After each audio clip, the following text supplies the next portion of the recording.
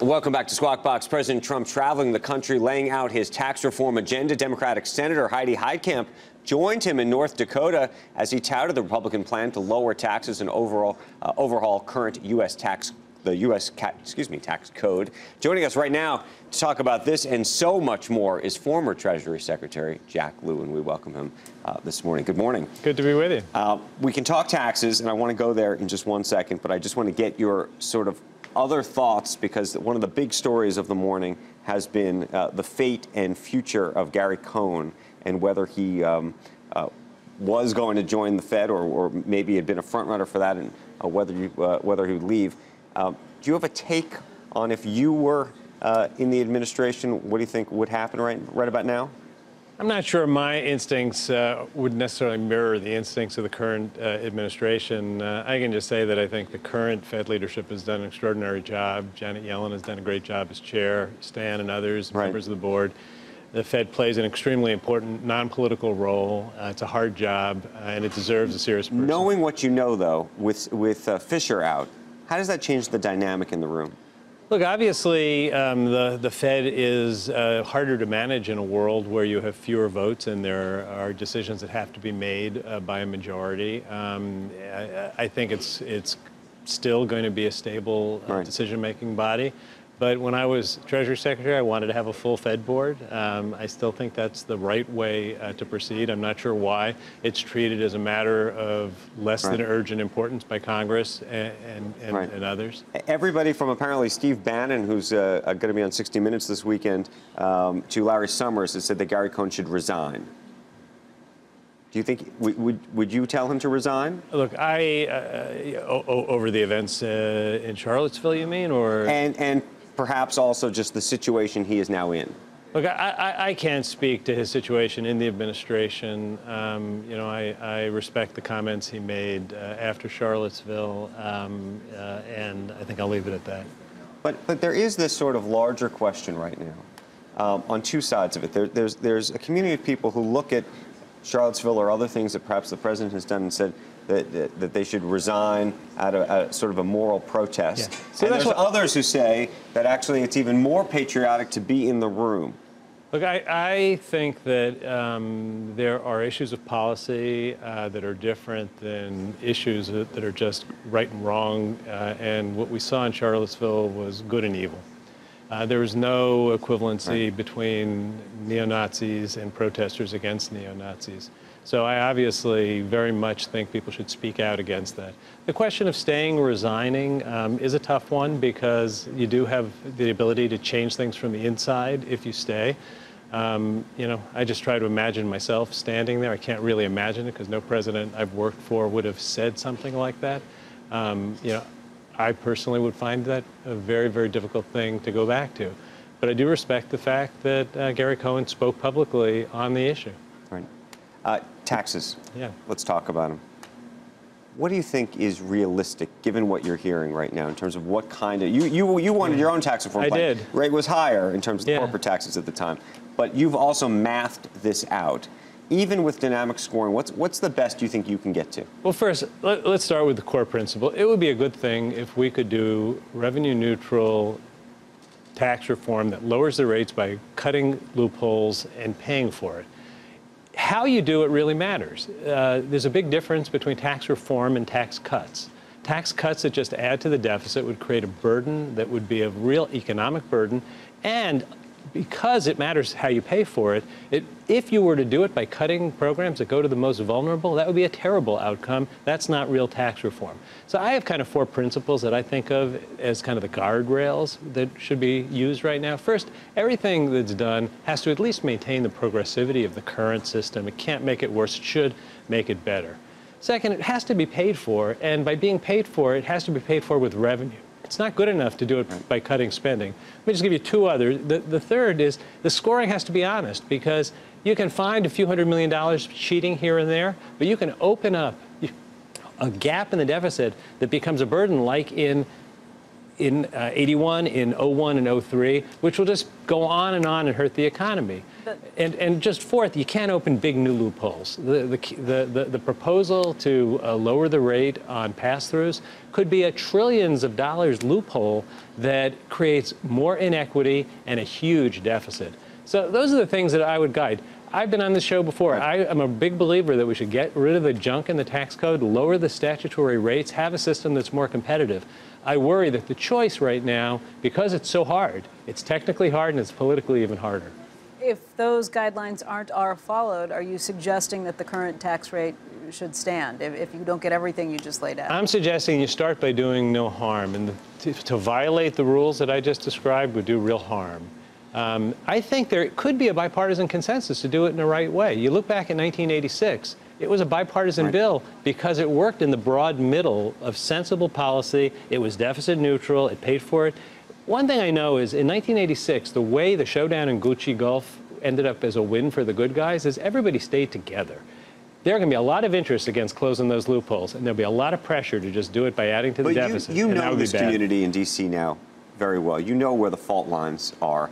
There's a report out in Axios today, to me somewhat surprising, that the Freedom Caucus wants a 16% rate, and that they're willing to stretch out whatever you think revenue neutrality would be for 20 years. Yeah, I saw that report this morning, and look, consistency is not always a virtue, one of the characteristics you see in politics. It's highly inconsistent to worry about the deficit and to support something that would create a huge new deficit driver. Are there enough Democrats that you think? I mean, you see Heidi Heitkamp. What do you take away from Heidi Heitkamp? Look, I hope that the Democrats. I think the Democrats, the principles that I described, I think reflect where most Democrats are.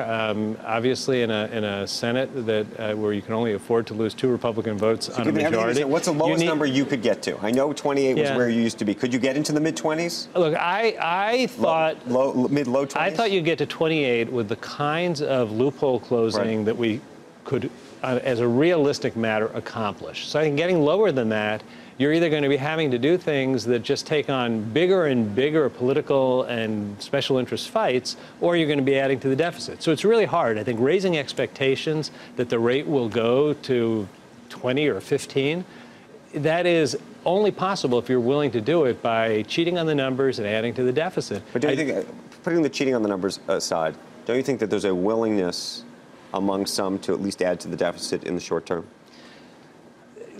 I think that there certainly is a lot of discussion of using the kinds of technical approaches, scoring rules, that would have that effect. Whether people are willing to stand up and say it, the Freedom Caucus comments obviously cross that line. I think that's hard. I think there's a difference between doing it a little bit and doing it a lot. Let's remember what these tax cuts could cost. If you do everything that people have proposed, you could be talking about $4 or $5 trillion of revenue loss. Is a huge number, even in a big economy. We have seen what a burden that becomes if you do it. And the time to put a yellow light up is before, not after. Joseph? No. Yeah, we did. We saw what a burden 10 trillion was.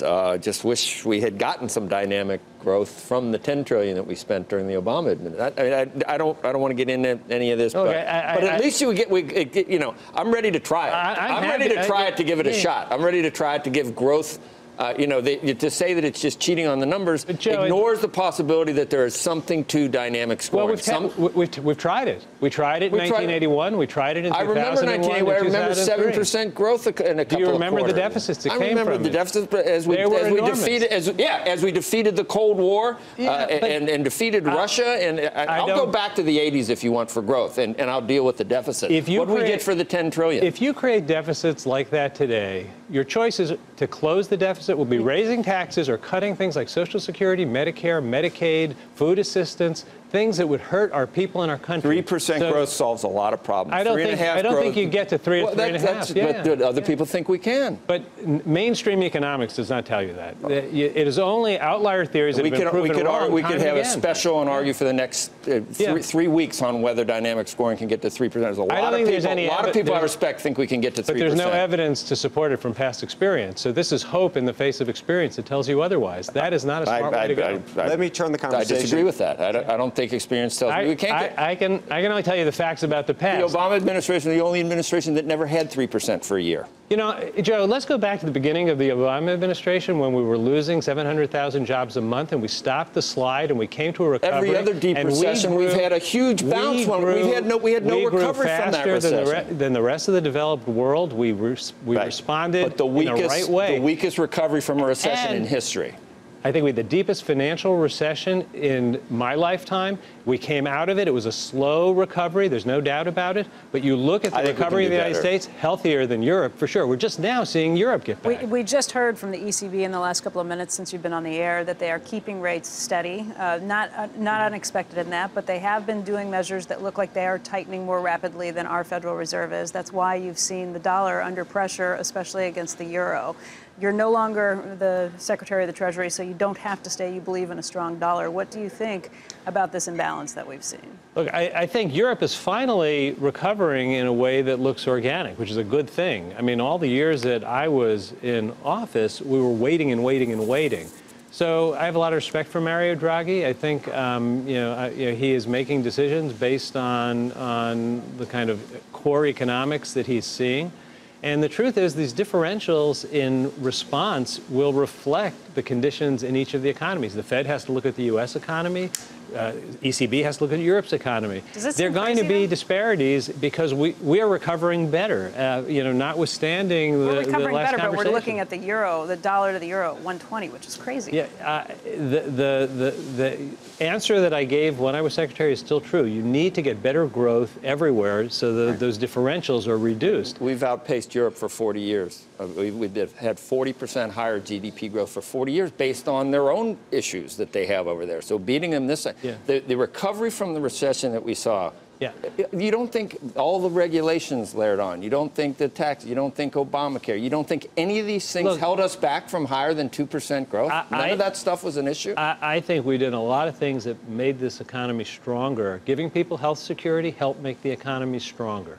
Having job growth begin here this will never be settled, whether it was in spite of things that the administration did or because of things the administration did. I would never argue you can't fine tune. You know, we all make the best decisions we can, and then you come back and look at it, and you can fine tune. But I think you look at things like financial regulation. The fact that we put a solid foundation into the U.S. financial system helped speed our recovery and made us stronger than other economies.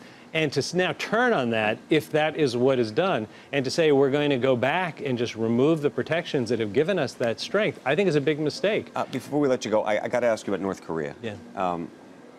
What are we doing with the Chinese, and what could we do with the Chinese, given the conversations that you had for all the years that you were in the White House that we're not doing now?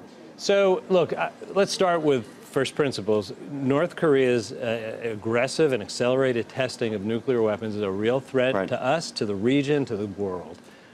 We were focused on it extremely closely, and we kept ratcheting up what we were doing, trying to get China to do more. I just want to remind everyone that China worked with us at the UN at the end of last year for the first time to put multilateral sanctions in place on North Korea.